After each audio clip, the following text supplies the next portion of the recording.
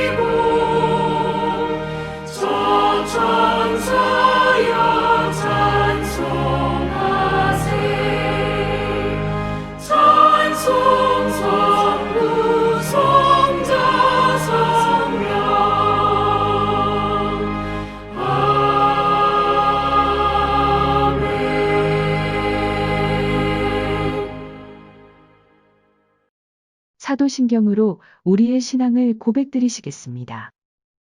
전능하사 천지를 만드신 하나님 아버지를 내가 믿사오며 그 외아들 우리 주 예수 그리스도를 믿사오니 이는 성령으로 잉태하사 동정녀 마리아에게 나시고 본디오 빌라도에게 고난을 받으사 십자가에 못 박혀 죽으시고 장사한 지 사흘 만에 죽은 자 가운데서 다시 살아나시며 하늘에 오르사 전능하신 하나님 우편에 앉아 계시다가 저리로서 산자와 죽은 자를 심판하러 오시리라. 성령을 믿사오며 거룩한 공회와 성도가 서로 교통하는 것과 죄를 사하여 주시는 것과 몸이 다시 사는 것과 영원히 사는 것을 믿사옵나이다. 아멘. 천지를 주관하시는 하나님 아버지, 주님의 은혜에 찬송과 영광을 올려드립니다. 코로나로 인해 함께 모여 예배드리지 못하고 성전과 각 처소에서 비대면 예배로 주님을 경배하며 찬양드리오니 주님 홀로 영광받아 주시옵소서. 지난 한 주간도 하나님 앞에서 온전하지 못한 모습들 이 시간 주님 앞에 내려놓습니다. 세상과 타협하고 주님의 음성을 외면하며 살아온 저희들을 용서하시고 주님 보혈의 피로 이 시간 깨끗게 하여 주시옵소서. 하나님 아버지, 지금 온 세계가 코로나로 인하여 수많은 확진자와 사망자가 속출하며 많은 사람들이 힘들고 어려워하는 가운데 있습니다. 최근에는 수해로 또 많은 인명과 재산 피해가 발생하였습니다. 이 환난을 겪고 있는 모든 사람들에게 주님의 긍휼을 베풀어 주시옵시고 하나님의 은혜로 이 재난을 속히 벗어날 수 있도록 인도해 주시옵소서. 세상의 모든 것들이 코로나 앞에서 우왕좌왕하며 무너지는 것을 보면서 우리가 더욱 의지할 것은 주님 한 분인 것을 믿습니다. 온갖 시련과 고통 속에서도 오로지 주님만을 바라보며 믿음의 삶을 살았던 초대교회 성도들을 본받게 하여 주시옵소서. 하나님 아버지, 이 나라와 이 민족을 긍휼히 여기시어 위정자들을 통하여 하나님의 뜻이 드러나게 하시고 하나님의 계획과 문제 해결의 역사가 임하게 하여 주시옵소서.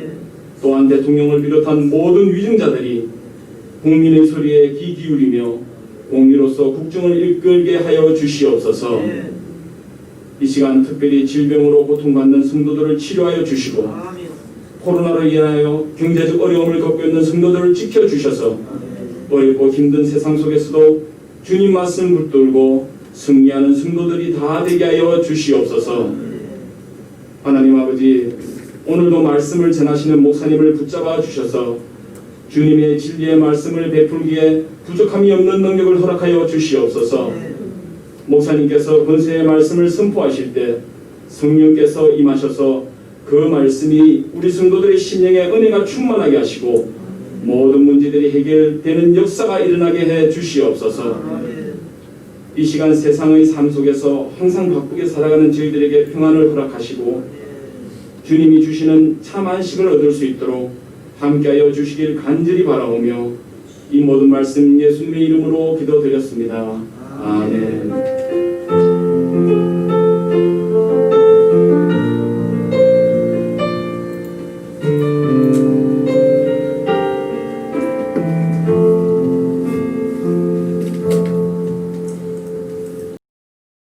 오늘 은혜 받으실 하나님의 말씀은 다니엘서 2장 31절부터 38절까지 말씀입니다.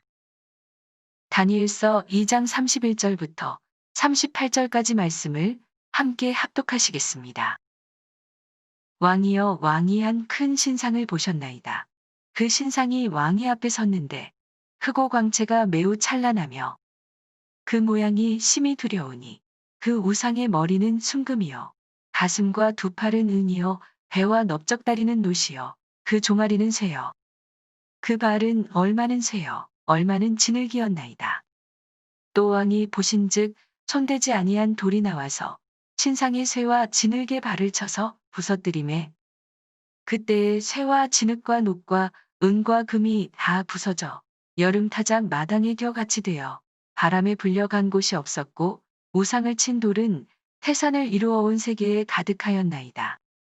그 꿈이 이러한즉 내가 이제 그 해석을 왕 앞에 아뢰리이다. 왕이여 왕은 여러 왕들 중에 왕이시라. 하늘의 하나님이 나라와 권세와 능력과 영광을 왕에게 주셨고 사람들과 들짐승과 공중의 새들 어느 곳에 있는 것을 막론하고 그것들을 왕의 손에 넘기사 다 다스리게 하셨으니 왕은 곧 그 금머리니이다. 아멘.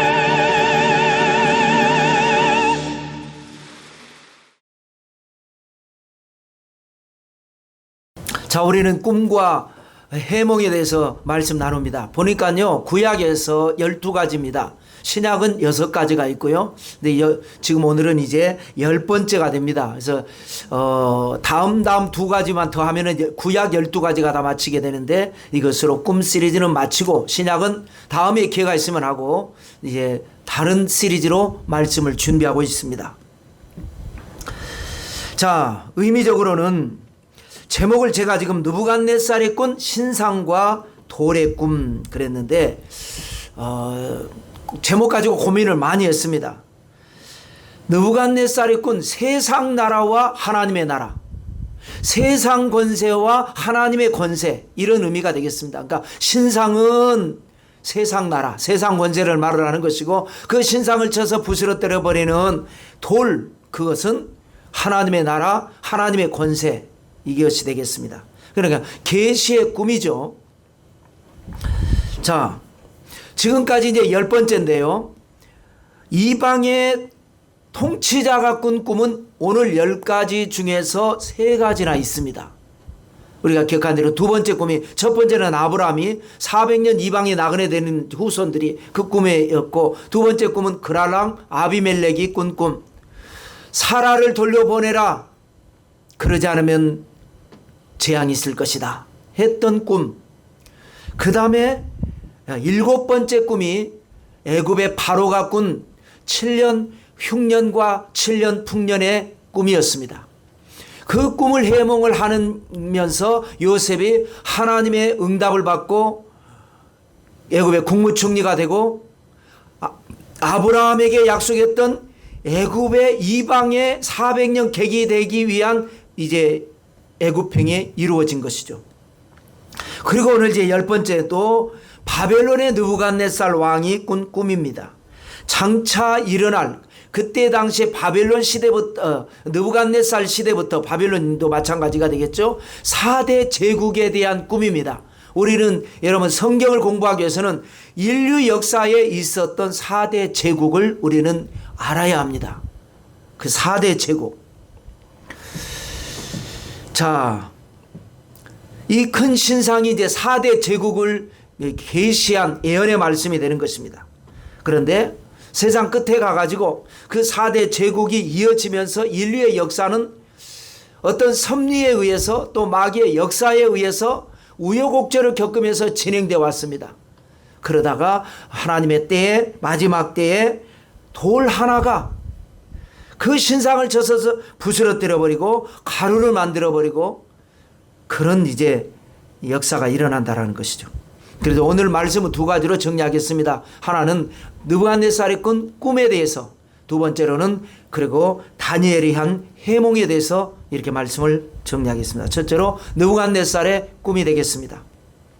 자, 1절 말씀입니다. 느부갓네살이 다스린 지 2년이 되는 해에 느부갓네살이 꿈을 꾸고 그로 말미암아 마음이 번민하여 잠을 이루지 못한지라. 이 꿈을 꾸고 나서 마음이 번민합니다. 잠을 못 이룹니다. 굉장히 충격적이고 강렬한 꿈이었다라는 것이죠. 우리가 아까 말한 대로 7번째 꿈은 애굽의 바로가 꾼 꿈이었습니다. 그것도 아주 흉악한 꿈이었죠. 아주 비쩍 마른 암소 7마리가 그 살찐 소 7마리를 삼켜버리는, 여러분 한번 상상해 보십시오. 이 꿈에 그런 꿈을 꾸면 얼마나 놀라겠습니까? 그럼에도 불구하고 꿈에서 깼다가 바로는 다시 잠을 잡니다.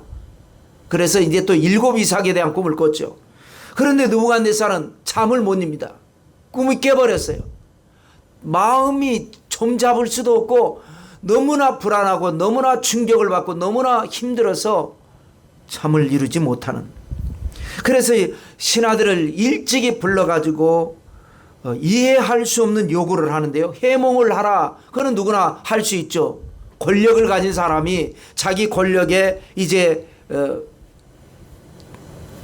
그거를 먹는 사람들이 얼마든지 할 수 있죠. 그런데 문제는 뭐냐? 내가 어떤 꿈을 꿨는지를 알아맞히고 그리고 그 꿈이 어떤 뜻인가를 해몽을 하라. 이런 요구를 하게 됩니다. 그러니까 신하들은 그 말을 이해를 못하고 상식적으로 말이 안 되니까 꿈을 말씀하시면 우리가 해몽하겠습니다. 그런데 계속해서 느부갓네살은 아니다. 내가 무슨 꿈을 꿨는지를 먼저 맞춰봐라. 그리고 해몽을 하라. 그러면서 두 가지 조건을 겁니다. 맞추면 너에게 선물과 상과 큰 영광을 얻게 하리라. 그러나 맞추지 못하고 그래서 해몽하지 못하면 너희 몸을 쪼갤 것이요 너희 집을 거름더미로 삼아버릴 것이다. 이거는 이제 두 가지죠. 몸을 쪼갠다라고 하는 것은 거열령입니다. 몸을 찢어서 죽이는 거죠. 사지를 찢어서 죽이는 겁니다. 고대에는 이런 형벌이 아주 많았죠. 그 다음에 집을 거름더미로 삼아버린다. 이것은 뭐냐? 이제 삼족을 멸하는 겁니다. 멸문지화라 그러죠. 3대를 멸하면 가문이 끊어집니다. 3대라 그러면 부모 세대를 다 죽이는 거고, 그 다음에 내 학렬을 놓고 볼 때 내 세대, 형제, 자매, 그리고 처, 부인까지. 그 다음에 아래 세대는 자녀들, 아들, 딸들. 그거 죽이고 나면 끊어져 버립니다. 가문이 없어져 버립니다. 아주 무서운 거죠. 세상에 이런 억지가 어디 있습니까? 그런데 아마 이런 억지를, 이 정도 제국을 다스리는 지도자라면 괜한 억지는 아니지 않겠습니까? 그 꿈을 꿨을 때 그 꿈을 해석할 자가, 알아맞추고 해석할 자가 있을 것이다. 아마 계시를 받았을까요? 그런 정도의 꿈의 계시를 받는다면 또 거기에 맞춰서 어떤 그런 계시를 받았는지, 그러니까 알 수 없는, 이해할 수 없는 황당한 요구를 지금 하고 있는 것입니다. 자, 꿈의 내용은 이제 나중에 다니엘이 해몽하면서 언급되는 내용인데, 느부갓네살은 1절 비밀에 붙였으니까 지금 느부갓네살 이야기를 할 때에는 꿈의 이야기가 안 나오는 겁니다. 나중에 요셉이 해몽하면서 이런 꿈 꿨죠. 이 꿈은 이런 내용입니다. 그러니까 느부갓네살의 꿈 이야기나 요셉의 해몽 이야기나 다 뒤에 나오는 건데, 우리는 지금 대지를 두 개나 나눠서 이 느부갓네살 꿈과 이 요셉의 해몽이니까 요셉이 이야기한 그 꿈의 이 밑에 있는 내용을 가지고 올라와서 여기에서 지금 얘기하려고 합니다. 자, 느부갓네살이 꾼 꿈은요, 큰 신상을 본 꿈인데 사등신 꿈입니다. 자, 머리 따로, 그 다음에 가슴과 팔 따로, 배와 넓적다리 따로, 종아리와 팔 따로, 이렇게 사등신입니다.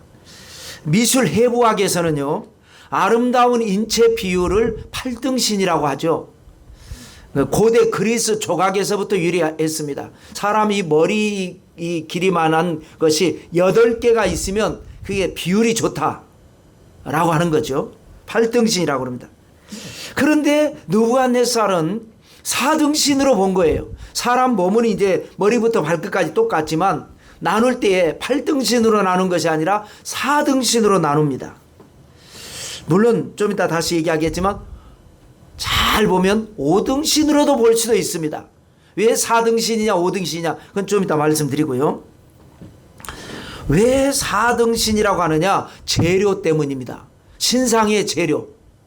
자, 살펴보면 머리는 황금으로 되어 있습니다. 그리고 가슴과 두 팔은 황금이 아니니까 구분이 되는 겁니다. 황금이 아니니까. 그래서 은으로 되어 있습니다. 그 다음에 배는 넓적다리와 배와 넓적다리는 노수로 되어 있습니다. 그 다음에 종아리와 발은 철과 진흙으로 되어 있습니다. 그래서 이제 이 재료가 이렇게 되고요. 중요한 것은 어디서 나오는지 이제 돌이 나옵니다. 돌. 신상은 크고 광채가 난다라고 했고요. 돌은 그런 언급이 전혀 없습니다. 그냥 돌이라고 했습니다. 그러니까 큰 돌이 아니라는 거죠. 신상은 크다라는 표현을 했는데 이거는 큰 돌이라는 말을 안 했기 때문에 그냥 평범한 돌 아무 데나 있는 그런 돌을 말을 하는 겁니다. 이 돌이, 그러니까 저는 작다라고 표현하겠습니다. 크다라는 표현이 없으니까 작다라는, 이 작은 돌이 큰 신상을 쳐서 부스러뜨리는데 머리도 치지 않습니다. 가슴과 두 팔도 치지 않습니다. 배와 넓적다리도 치지 않습니다. 종아리도 치지 않습니다. 밑에 발을 칩니다. 그러니까 발을 치니까 중심을 잃고 이 신상이 큰 거대 신상이 넘어져 버리죠. 넘어지다 보니까 자동적으로 신상이 파괴가 돼 버립니다. 그럼 이 정도 된다고 우리가 상식적으로 보면 한 조각으로 이제 떨어지겠죠. 대략 보면 한 대여섯 조각 떨어지지 않겠습니까? 머리가 아무래도 떨어지겠죠. 양팔도 떨어져 나가겠죠. 그 다음에 몸뚱아리 있을 것이고 양 두 다리가 떨어져 나가요. 이 정도. 더 이상은 쪼개지지 않을 것이다 라는 생각을 합니다. 그런데 아닙니다. 얼마나 세게 쳤고 얼마나 크게 넘어졌는지 산산조각이 나버립니다. 그런데 이 산산조각이라는 이 조각도요, 조각이 이제 산산이라는 말은 흩어졌다라는 뜻이기 때문에 많은 조각으로 쪼개졌다 이런 말인데 그것도 아닙니다. 산산조각도 아닙니다. 저 정확하게 표현하면 산산가루가 됩니다. 가루, 완전히 가루가 돼버립니다. 조각 하나도 없는 가루가 돼버립니다. 그런데 거기에다가 또 바람이 불어버리니까 그 가루가 된 것들이 다 없어져 버립니다. 그리고 정말 중요한 것은 뭐냐? 그 작은 돌이 점점 커지더니 태산보다 커지고 거기에서 멈추지 않고 나중에는 온 세계에 가득하게 되더라. 이것이 느부갓네살이 꾼 꿈이었습니다. 자, 그것을 이제 읽어보겠습니다. 이제 이게 얘기 나오는데 31절부터 33절까지가 되겠습니다. 왕이여, 왕이 한 큰 신상을 보셨나이다. 그 신상이 왕의 앞에 섰는데 크고 광채가 매우 찬란하며 그 모양이 심히 두려우니 그 우상의 머리는 순금이요 가슴과 두 팔은 은이요 배와 넓적다리는 놋이요 그 종아리는 쇠요 그 발은 얼마는 쇠요 얼마는 진흙이었나이다. 그 다음에 또 얘기합니다. 이제 신상이고 그 다음에 이제 돌에 대한 이야기입니다. 34절 35절입니다. 또 왕이 보신즉 손대지 아니한 돌이 나와서 신상의 쇠와 진흙에 발을 쳐서 부서뜨리매 그때에 쇠와 진흙과 놋과 은과 금이 다 부서져 여름 타작마당에 겨같이 되어 바람에 불려 간 곳이 없었고 우상을 친 돌은 태산을 이루어 온 세계에 가득하였나이다. 그래 여러분 이 말씀을 여러분 이건 아주 중요한 말씀이니까 잘 여러분 속에 한번 품어보시기 바랍니다. 이런 일이 일어났고 이런 꿈을 꿨습니다. 이 꿈이 도대체 어떤 꿈인가? 엄청난 여러분 이 충격을 받은 꿈이었습니다. 자, 두 번째로 넘어가서 다니엘의 해몽을 보겠습니다. 자, 추상과 같은 황제의 어명이 떨어졌죠. 내 꿈을 알아맞추라. 그리고 해몽을 하라. 그러지 않으면 쪼갤 것이고 몸을 쪼갤 것이고 집을 거름더미로 삼을 것이다. 그런데 아무도 알아맞히는 사람이 없습니다. 그래서 이제 왕의 근위대장 아리옥이라고 하는 사람이 부하들과 함께 이제 긴급 체포 영장을 가지고 출발합니다. 이제 그야말로 큰 사단이 난 겁니다.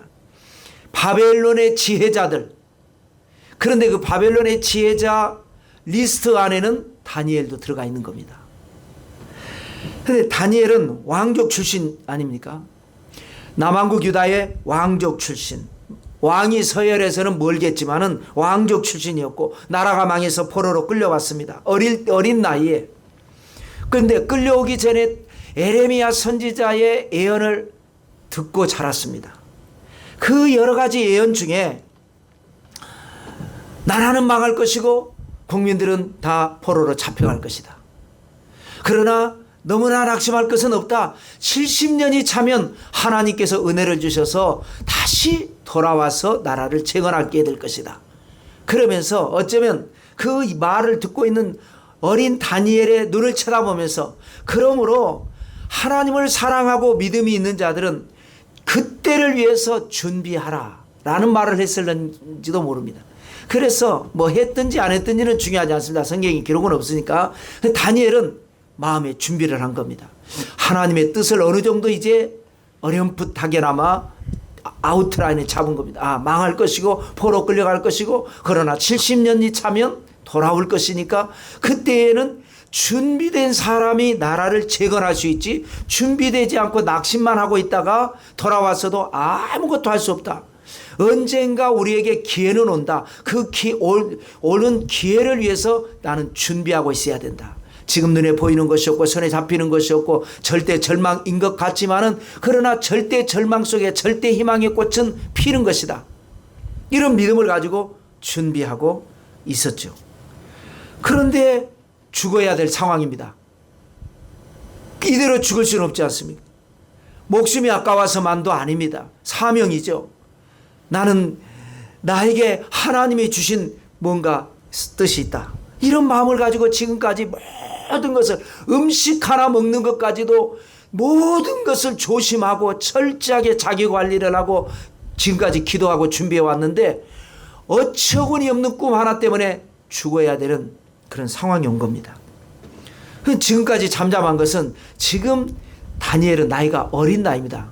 젊은 나이입니다. 이제 뭐 왕립학교에서 갓 졸업해가지고 장원 급제해가지고 지혜자로 발탁이 된 정도?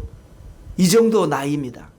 쟁쟁한 기라성과 같은 바벨론의 지혜자들이 많이 있었기 때문에 감히 명함도 내밀지 못하고 어련히 다 알아서 하겠지 이렇게 생각을 했는데 아무도 맞추는 자도 없고 해몽하는 자도 없었습니다. 그런데 자기가 죽어야 되는 그런 상황이 된 거죠. 그래서 다니엘은 어쩔 수 없이 아직 젊고 아직 어린 나이지만 느부갓네살 왕을 아련을 합니다. 그리고 당돌하게 요청하죠. 시간을 주시면 제가 반드시 폐하의 꿈을 맞추고 그리고 해몽을 해드리겠습니다. 너무나 자신감 있게 말을 했기 때문에 허락을 받죠. 윤허를 받죠. 그러고 난 다음에 이제는 인간의 생각을 어떻게 합니까? 이판사판으로 믿음으로 선포는 했지만 인간적으로 남이 꾼 꿈을 어떻게 알아맞춥니까? 그래서 기도회를 합니다. 그때 그 기도회 같은 기도 회원이 사드락과 메삭과 아벳느고 이름이 그 사람들만 기록되어 있지만 더 여러 사람일 수도 있겠죠. 믿음의 사람들 같이 모여서 하나님이 역사하시지 않으면 우리는 안 된다. 간절히 기도를 합니다. 17절 말씀인데요. 읽어드리겠습니다. 이에 다니엘이 자기 집으로 돌아가서 그 친구 하나냐와 미사엘과 아사랴에게 그 일을 알리고 그랬습니다. 자, 제가 아까 사드락과 메삭과 아벳느고라고 그랬는데 여기는 하나냐와 미사엘과 아사랴라고 나옵니다. 그러니까 우리는 사드락과 메삭과 아벳느고가 더 익숙합니다. 사드락과 메삭과 아벳느고는 이 하나냐와 미사엘과 아사랴 세 사람이 바벨론의 포로로 다니엘과 같은 또래의 나이로서 포로로 끌려갔을 때에 창씨 계명을 한 겁니다. 그러니까 바벨론식 이름이 사드락과 메삭과 아벳느고고 히브리식 이름은 하나냐와 미사엘과 아사랴가 되는 것입니다. 그런데 희한한 것은요. 다니엘이 다니엘서를 기록을 하는데 하나냐와 미사엘과 아사랴 히브리식 이름은 5번만 기록을 합니다. 사드락과 메삭과 아벳느고는 14번을 기록을 합니다. 한 번이 부족한 3배를 기록을 합니다. 아유, 다니엘이 왜 바벨론에서 지어준 이름, 다니엘은 자기 이름은 자기 히브리식 이름을 많이 썼습니다. 그 나라 자기도 창시개명했습니다. 벨드사살. 그런데 자기 이름은 벨드사살이라는 이름도 썼지만 주로 다니엘이라고 하는 이름을 썼는데요. 이 친구들은 사드락과 메삭과 아벳느고 창시 개명한 이름을 주로 썼습니다. 그러니까 이것은 중요하지 않다라는 겁니다. 일제시대 때 친일파로 부귀영화를 누리면서 독립군 토벌에 앞장섰다면 마땅히 그것은 비난을 받아야 되고 그것은 우리가 지금이라도 그것은 징벌을 해야 되겠죠.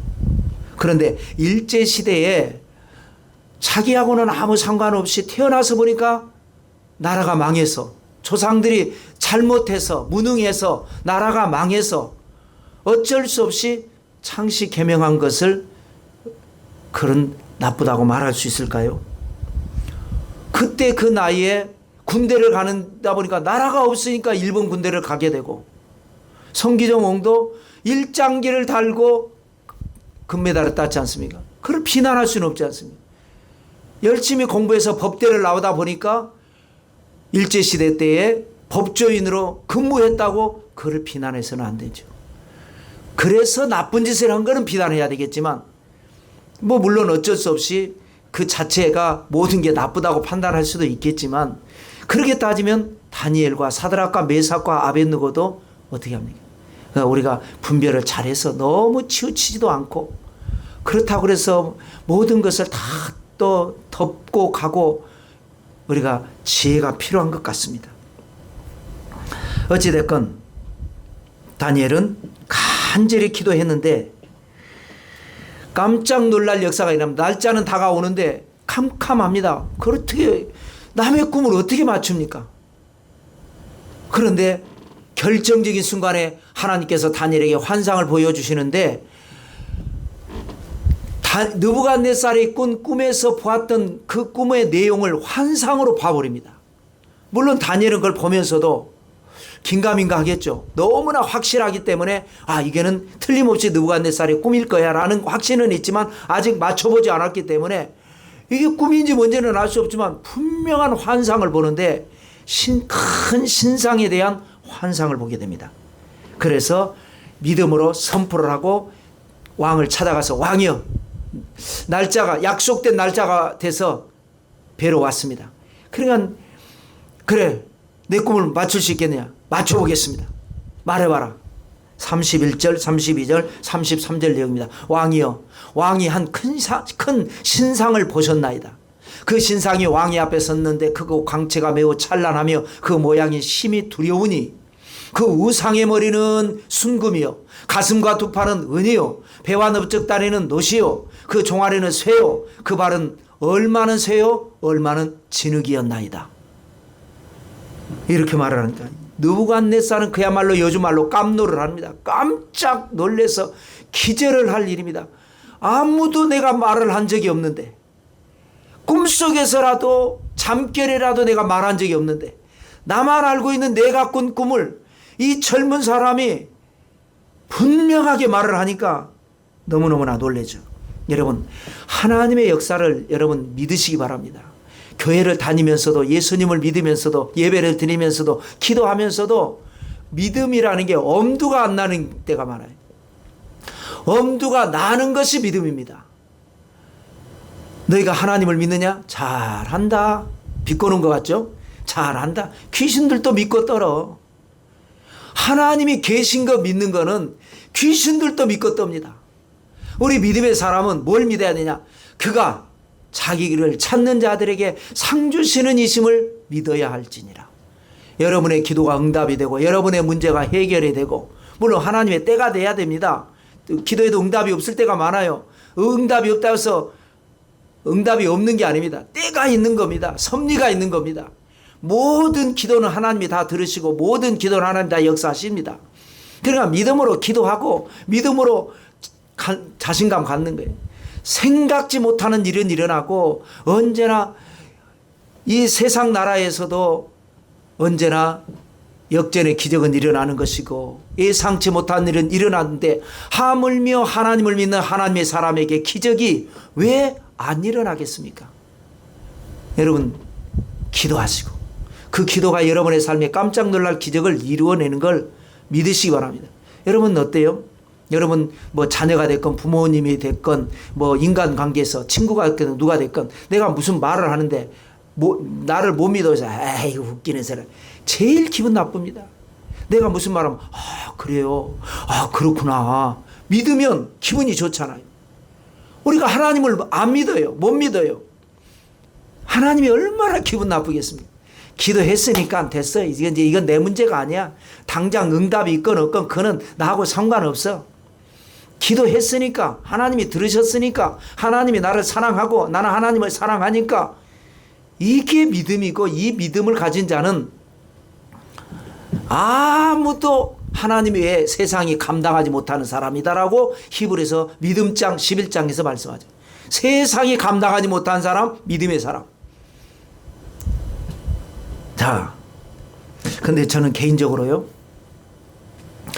어쩌면 나에 대한 꿈을 어떤 분이 꾸어서 그 꿈을 나한테 얘기해 준 적이 있어요. 그래서 그 꿈으로 큰 축복을 응답을 받은 적이 있는데 그때에 나는 그 꿈을 안 꿨죠. 근데 모르겠어요. 껐는지도 모르겠어요. 안 껐어요. 확실하게 내 기억에는. 그런데 그분이 내 꿈을 얘기를 하는데 내가 어디에서부터 걸어 들어와서 뭐를 하고 어떻게 해서 뭘 받고 뭐 그걸 얘기를 했는데 그 말을 듣는 순간 내가 꾼 것 같이 지금도 기억이 생생합니다. 10년이 된 건데 지금도 내가 그 장면이 기억이 날 정도로 그 사람이 내 꿈을 꿨는데 나는 듣는 순간 내가 꾼 것 같이 기억이 나요. 어쩌면 꿈을 알아맞추라 라고 했던 느부갓네살이 기억이 안 나서 그런지도 몰라요. 꾸고 기억이 안 났는지 아니면 하여튼 뭔가 하여튼 봤는데 모르겠는 건지 뭔지는 알 수 없어요. 그래서 다니엘이 환상을 보고 얘기하는 그 순간 아 내가 꾼 꿈이다 라고 하는 확신이 오는 하나님의 역사가 이렇습니다. 자, 그런데 이제 다니엘이 해몽을 하는데 4등신일 수도 있고 5등신일 수도 있다라고 했는데요. 먼저 머리가 금으로 됐지 않습니까? 왕이요. 그 금머리는 왕을 얘기합니다. 왕이 다스리는 바벨론을 이야기합니다. 그래서 오늘 이제 37, 38절 제가 읽어드리겠습니다. 왕이요. 왕은 여러 왕들 중에 왕이시라. 하늘의 하나님이 나라와 권세와 능력과 영광을 왕에게 주셨고 사람들과 들짐승과 공중의 새들 어느 곳에 있는 것을 막론하고 그것들을 왕의 손에 넘기사 다 다스리게 하셨으니 왕은 곧 그 금머리니이다. 바벨론이죠. 금머리가 바벨론이다라고 하는 분명한 얘기가 있죠. 자, 그런데 그러면 이제 은으로 된 건 이건 뭐냐? 가슴과 두 팔은 왕의 시대가 지나고 나면 왕보다 못한, 금보다 못한 게 은이지 않습니까? 왕보다 못하지만 강하기는 더 강한. 우리는 금속에 대해서 사실 공부를 안 해서 잘은 모르지만 이 말씀을 보면 은이 금보다는 더 강한 것 같습니다. 은의 나라가 일어날 것입니다. 그것이 바로 메디아와 페르시아입니다. 양팔이 있지 않습니까? 두 나라 연합국 양팔. 그래서 메디아와 페르시아, 성경은 메데와 바사. 그런데 나중에는 이제 페르시아 중심으로 바뀌어버리죠. 그래서 바벨론이 멸망하고 난 다음에 페르시아가 세계를 지배하게 되는 거죠. 그 다음에 페르시아의 기운이 다하면 그보다 못하지만 강하기는 더 강한 나라가 등장하는데 노수로 된 배와 넓적다리의 나라가 있다. 그것은 바로 헬라입니다. 세 번째 등신이죠. 금등신, 은등신, 노등신. 그런데 헬라도 수명이 다하면 이제 철과 진흙으로 된 그런 나라가 나오는데 그것이 바로 로마 네 번째 등신이 되는 겁니다. 이 부분은 이제 주의 깊게 살펴봐야 되기 때문에 읽어드리면 40절 말씀입니다. 넷째 나라는 강하기가 쇠 같으리니 쇠는 모든 물건을 부서뜨리고 이기는 것이라. 쇠가 모든 것을 부수는 것 같이 그 나라가 문 나라를 부서뜨리고 찌을 것이며 그래서 금보다도 가치가 떨어지고 은보다도 떨어지고 노보다도 떨어지지만 쇠는 강하기는 제일 강하죠. 그래서 다 부셔뜨려 버린다라는 거죠. 그래서 로마라고 하는 나라가 일어나서 세계를 지배를 하고 1000년이 넘도록 세계를 지배를 했습니다. 그 영향력은 엄청나죠. 이것이. 그런데 종아리만 말하지 발은 지금 얘기 안 하지 않습니까?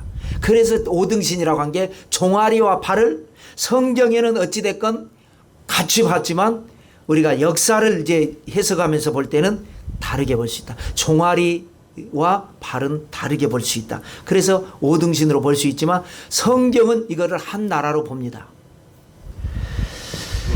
자, 그래서 우리가 다니엘서 2장에 보면 이제 우리가 지금 이 느부갓네살이 꾼 신상의 꿈이지 않습니까? 4대 제국 바벨론, 페르시아, 헬라, 로마. 그런데 이제 앞으로 또 다 나아가면 다니엘서 7장 말씀, 이번 주일날에도 이 말씀 가지고 공부할 것인데요. 다니엘이 본 환상이 있습니다. 지금 오늘 말씀은 느부갓네살의 꿈을 다니엘이 본 것이고 이거는 전혀 상관없이 다니엘이 환상을 본 것이 있는데 7장 말씀이 뭐냐면은 바다에서 네 짐승이 올라오는 환상을 봅니다. 그것도 바벨론과 페르시아와 헬라와 로마를 상징하는 가리키는 그런 나라. 첫 번째는 사자, 두 번째는 곰, 세 번째로는 표범, 네 번째로는 말할 수 없는 호랑이라고도 할 수 없고 무슨 뭐라고 말할 수 없는 그야말로 듣도 보도 못한 짐승인데 그건 로마의 나라. 그러니까 계속 성경은 이 4대 제국을 짐승을 통해서 신상을 통해서 여러 가지를 통해서 계시록에도 나오고 이 다니엘서에도 나오고 에스겔서에도 나오고 계속 나옵니다. 그만큼 우리에게 중요하다는 거죠. 그런데 종아리와 발을 같이 봤지만 다른 것은 뭐냐? 로마가 지나고 난 뒤에 로마 이제 이 판도에서 나온 유럽 연합이 바로 발가락, 열 발가락의 나라가 된다. 이렇게 지금 우리는 해석을 하는 겁니다. 그래서 그렇게 유럽 연합을 따로 본다면 5등신이지만 성경은 로마와 유럽 연합 이유를 하나로 보는 거죠. 그 나라가 거기에서 나온 것이니까.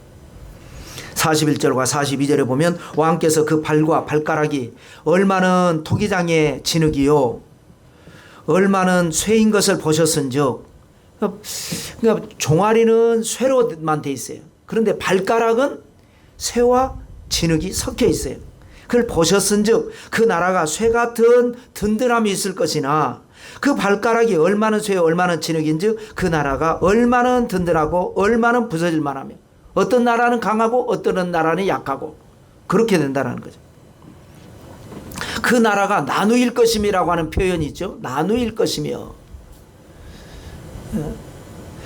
그러면서 또 섞일 것이며 이런 말도 있습니다. 나누일 것이며 41절에는 나누일 것임이라는 말이 있고 또 41절에 계속 섞일 것을 보셨은즉, 그러니까 나누인 것과 섞인 것이라는 표현이 나오는데 나누는 건 뭐예요? 로마가 패망하면서 여러 개의 나라로 나눠져 버렸죠. 그런데 나중에 세월이 지나서 다시 유럽 연합으로 섞이게 되죠. 이것을 우리는 여기서 볼 수가 있는 겁니다. 유럽 연합은 여러 가지 논의를 거쳐서 최종적으로 1994년 1월 달에 12개국 연합이 출발을 했습니다. 그런데 이제 세월이 지나면서 28개국까지 늘어났습니다. 그러다가 금년 초에 영국이 탈퇴를 했죠. 그래 브렉시트라 그럽니다. 브리튼이라고 그러죠. 영국을 브리튼. 우리는 잉글랜드라고 하는데 즉 그 사람들은 큰일 날 소리입니다. 잉글랜드는 그 안에 있는 하나의 다른 또 자기들끼리는 나는 잉글랜드야, 나는 스코틀랜드야, 나는 웨일스야. 이렇게 네 개로 갈라져 있죠. 자기들은 네 개 나라 연합이라고 생각하는 게. 근데 우리는 그 전체를 영국인데 브리튼이라고 하죠. 그걸. 그래서 BR을 따로 떼고 엑시트, 탈출하다. 우리가 극장 같은 거 하면 엑시트 탈출 쓰지 않습니까? 그거를 BR하고 엑시트를 합치니까 브렉시트가 되는 거죠. 영국은 탈퇴한다, 탈출한다 이런 거가 돼서, 그래서 한 나라가 빠지다 보니까 27개국이 지금 현재 유럽 연합으로 되어 있습니다. 자, 계시록 12장 이번 주에 원래는 다가올 주일날 공부할 차례인데 우리가 7년 하려는 먼저 하고 12장은 그 다음 주에 하게 되는데, 그 계시록 12장에 보면 바다에서 짐승이 올라오는데 7머리 10뿔 가진 짐승이 올라옵니다. 이것이 이제 적그리스도를 상징하는데요. 이것과 또 연관이 되는 겁니다. 10발가락이 10개의 숫자는 상징이니까요. 여러 개의 나라가 합쳐졌는데 강한 나라도 있고 약한 나라도 있고 부유한 나라도 있고 좀 여러 가지 열악한 나라가 있어서, 그래도 온전히 합쳐지지 않는데 나중에 이제 적그리스도가 나오면서 이게 완벽하게 합쳐져서 강력한 힘을 발휘하게 될 것입니다. 자, 그런데 다니엘의 꿈 해몽의 중요한 건 뭐냐? 돌이 나타나 가지고 그거를 치는데 머리도 건들지 않습니다. 왜냐? 이미 지나간 시대니까. 이것도 지나간 시대, 다 지나간 유럽 연합 시대가 돼서 그 발가락을 쳐버리니까 넘어져서 깨지는데 지금까지 하나님을 대적했던 사탄의 권세가 깨진다 라는 의미가 됩니다. 그걸 다 깨는데 얼마나 산산조각이 나는지 가루가 돼버리고 바람이 불어버리니까 온데간데 없이 다 사라져버리고, 그리고 그 조그맸던 바위가 마치 그 보리떡이 미디안 진영을 다 흔들어 놓은 것처럼 하나님의 능력으로 그 바위가 태산보다 커지고 온 세계에 가득하게 돼가지고 세상 권세가 깨지고 하나님의 나라 그리스도의 나라가 이제는 세워지게 된다. 이런 해몽까지를 하게 될 때에 자, 느부갓네살의 방언을 볼까요? 46절과 47절입니다. 이에 느부갓네살 왕이 엎드려 다니엘에게 절하고 명하여 예물과 향품을 그에게 주게 하니라. 여러분 상상해 가십니까? 황제가 소년 지혜자에게 엎드려 절을 합니다. 여러분 안 할 것 같습니까? 너무 사람은 감동하면 엎드려 절합니다. 어떤 영화인지는 제가 기억이 안 나는데요. 중국의 어떤 영화가 무슨 큰 상을 받아서 거기에서 왕비로 나온 중국의 여배우가 굉장히 아름답게 아마 연기를 잘했는가 봅니다. 그래서 그 여주인공에게 상을 주면서 미국 허리우드에서 어떤 유명한 사람이 백인이 그 상을 주면서 엎드려가지고 절을 하더라고요. 그 영화에 나오는 장면을 재현한 것 같아요. 너무나 아름답고 너무나 연기를 잘해서 여왕같이 대우하면서 전한 거. 사람이 감동하면 이렇게 되죠. 너무 놀래고 너무 감동하니까 이 어린 소년 다니엘에게 세계를 지배한 통치자 느부갓네살이 엎드려 절을 합니다. 가능합니다. 하나님이 역사하시면, 하나님이 높이시면 낮출 자가 없고 하나님이 문을 열면 닫을 자가 없습니다. 여러분의 삶에 이런 요셉과 같은 축복, 다니엘과 같은 축복 항상 넘쳐나시기를 주님의 이름으로 축원합니다. 그 다음에 향품을 주가 아니라 그 다음에 47절 왕이 대답하여 다니엘에게 47절 왕이 다니엘에게 대답하여 다니엘에게 이르되 너희 하나님은 참으로 모든 신들의 신이시요 모든 왕의 주제시로다. 내가 능히 은밀한 것을 나타내었으니 내 하나님은 또 은밀한 것을 나타내시는 이시로다. 여러분 이래서 우리가 하나님의 영광의 도구가 되어야 된다는 겁니다. 이 사람은 원래 우상을 섬기던 사람인데 이때부터 느부갓네살은 다른 종교를 인정을 하는 사람이 됩니다. 뭐 우리가 생각할 때는 완벽한 건 아니지만 다른 우상 다 포기하고 하나님만 믿어야 되는데 아 이런 신이 있구나 하고 인정을 하게 되는데 네가 믿는 하나님은 최고의 신이다. 그것도 사실 틀리죠. 유일한 신이다 이래야 되는데 그건 느부갓네살 수준이니까 어찌됐건 그 이방의 통치자가 네가 믿는 하나님은 신들의 신이다. 모든 왕의 주제시다 하면서 감동을 하죠. 그래서 다니엘은 그때부터 완전하게 왕의 총애를 받게 되고 나중에는 이제 국무총리까지 된 지금은 나이가 아주 어린 상황입니다. 이제 막 대학 졸업한 나이 이제 20한 초반 정도 우리로 말하면 20초반이고 그때로 말하면 아직 20도 안 된 나이일 것 같아요. 그리고 이제 49절에 보면 또 이런 말씀이 있는데요. 왕이 또 다니엘의 요구대로 사드락과 메삭과 아벳느고를 세워 바벨론 지방의 일을 다스리게 하였고 다니엘은 왕궁에 있었더라. 그러니까 이때만 해도 초반에는 사드락과 메삭과 아벳느고는 아직 발탁이 안 된 것 같아요. 다니엘이 추천을 해가지고 그래? 네가 추천하는 사람이라면 내가 믿을 수 있지. 그래서 지방장관을 맡게 되죠. 바벨론 지방의 일을 맡게 되고 다니엘은 왕궁의 수도에서 있게 되고 이런 역사가 일어납니다. 여러분 어떻습니까? 하나님의 말씀으로 여러분이 영적인 지혜를 얻는다면 세상에 어떤 문제가 있든지 이거 엄청 큰 문제 아니겠습니까? 나라가 망했죠. 포로로 끌려갔죠. 거기에서 있는데 꿈 알아맞히지 못한다고 다 도매꾸러미다가 죽어야 되는 상황 아니겠습니까? 인생은 이렇습니다. 우리가 살다 보면 문제가 많습니다. 별것 아닌 것 같아도 바이러스가 됐건 또 장마가 됐건 태풍이 됐건 뭐 폭염이 됐건 순간순간 문제가 많습니다. 인간관계가 됐건 사업이 됐건 물질이 됐건 재판이 됐건 질병이 됐건 모든 문제가 많습니다. 어떤 문제가 있든지 간에 하나님의 은혜가 임하고 하나님의 지혜가 임하면 그 문제가 오히려 축복이 되고 그 문제 때문에 출세하고 그 문제 때문에 복을 받고 문제 때문에 기적이 일어난다라는 것이 오늘 말씀의 교훈인 것입니다. 그러므로 성경이 말했죠. 아무것도 염려하지 마라. 두려워 말라. 내가 너와 함께하지 않느냐. 놀라지도 마라. 세상이 획획 돌아갑니다. 우리 옛날만 해도 이렇게 세상이 변화가 일어나지 않고 천천히 돌아가는데 요즘 뭐 퍽퍽 돌아갑니다. 정신 못 차릴 정도로 지금 태풍이 엄청난 태풍이 지나가는데 더 강한 태풍이 온다고 하지 않습니까? 건물을 날려버리는 태풍이 온다고 합니다. 그러나 우리는 뭐 두려워할 건 없습니다. 그래서 우리는 기도해야 합니다. 그런데 모여서 기도하지 못하니까 비대면으로 여러분 어디 계시든지 집에 계시는데 뭐 일하다가 어쩔 수 없이 지금 시간을 못 맞췄으면 잠깐 차 안에서건 사무실에서건 화장실에서건 어떻습니까? 이거 켜놓고 유튜브 켜놓고 하나님 아시죠? 내 마음 아시죠? 여러분 딱 저 로마 시대에 그 순교하던 시절에 지하 성전에서 할 때 뭐 쫙 하고 기도했겠습니까? 그때는 하나님 아시죠? 내 마음 아시죠? 내 마음 아시죠?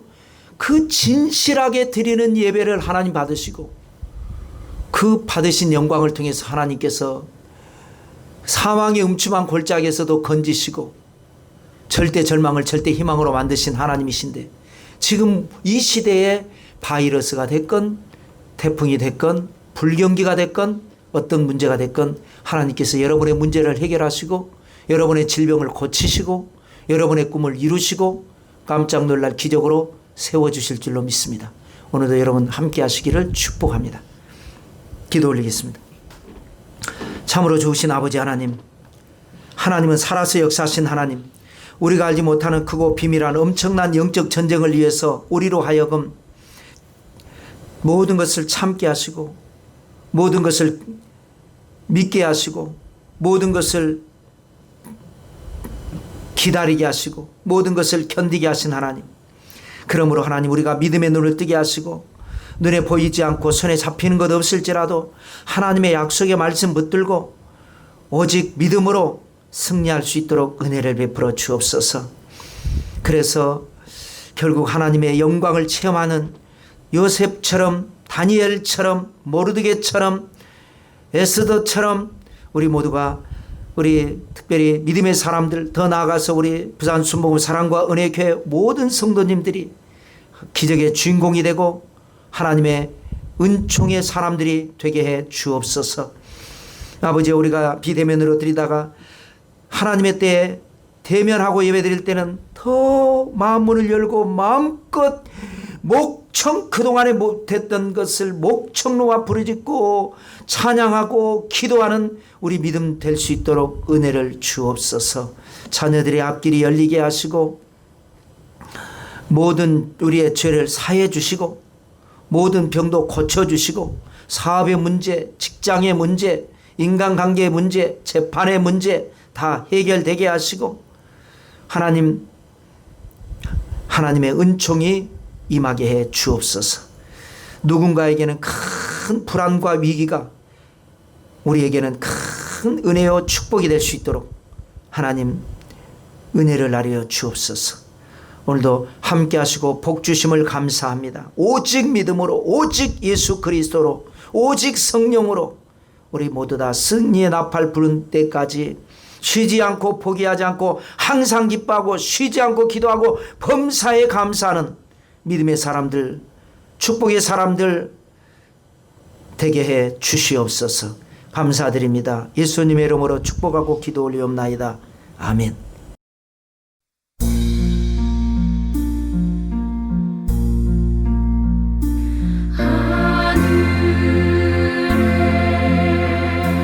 계신 아버지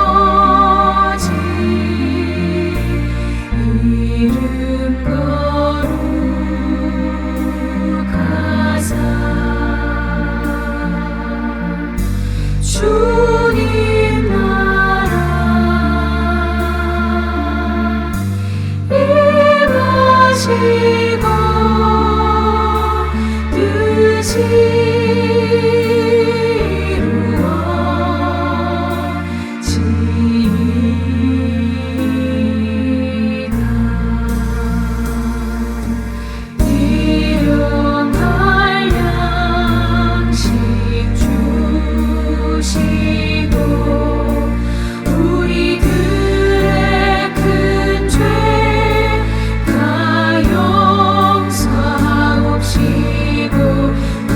시험에 들게 마시고 악에서 구원